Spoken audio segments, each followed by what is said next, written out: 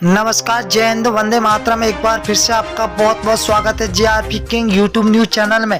आपको बता दें कि त्रिपुरा के अंदर अब की बार चुनाव नज़दीक आते हुए दिखाई दे रहे हैं। तो 2023 के अंदर त्रिपुरा के अंदर विधानसभा चुनाव है। उससे पहले आपको बता दें कि त्रिपुरा के अंदर अब की बार त्रिकोणीय मुकाबला है और त्रिकोणीय मुकाबले के अंदर कांग्रेस, बीजेपी और सीपीएम के बीच में कड़ी अब की बार टक्कर होते हुए दिखाई दे रही है। आपको बता दें कि सीपीएम और बीजेपी के बीच में सीधी टक्कर हो गई। तो तीसरे मोर्चे के दबाव में आकर देखा जाए तो कांग्रेस भी अब की बार मैदान में उतर चुकी है। कांग्रेस, बीजेपी और सीपीएम के बीच में त्रिकोणीय मुकाबला है। सी वोटर, टीम नाउन और फलौदी सट्टा बाजार ने जो आज का माँ ओपिनियन पोल घोषित किया, बहुत ही बड़ा और चौंकाने वाला है, क्योंकि 60 सीटों का माँ ओपिनियन पोल है। त्रिपुरा के अंदर अब की बार सभी पार्टियों के अंदर खलबली मची हुई है कि वहाँ की जनता अब की बार किसको जिताएगी। क्या बीजेपी अपने पूर्ण बहुमत के साथ क्या डबल इंजन की सरकार बना पाएगी या फिर वही सीपीएम सरकार बनेगी।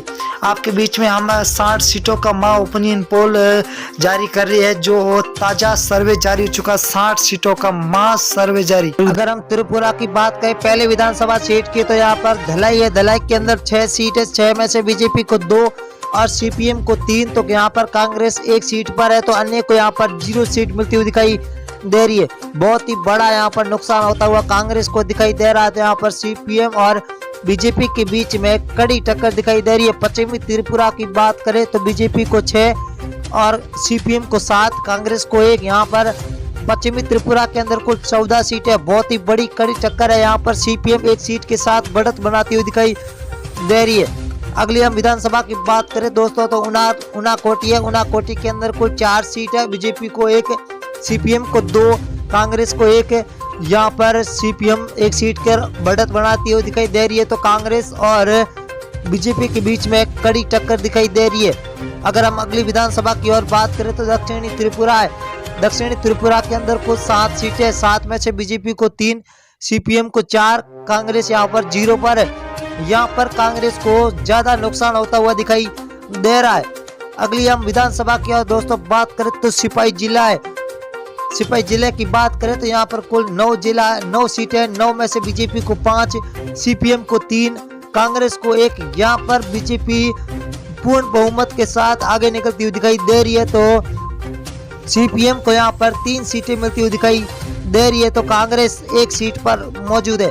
उत्तरी त्रिपुरा की बात करें तो कुल 7 सीटें। 7 में से बीजेपी को 4, सीपीएम को 2, कांग्रेस को यहाँ पर 1 सीट मिलती हुई दिखाई दे रही है। तो अन्य के खाते में 0 सीट मिलती हुई दिखाई दे रही है। यहाँ पर बीजेपी बढ़त बनाती हुई दिखाई दे रही है। तो अगली विधानसभा की बात करें तो खोवाई है। खोवाई के अंदर कुल 6 सीटें। 6 में से बीजेपी को 2, सीपीएम को 3, एनआईसी कांग्रेस 1 सीट पर मौजूद है।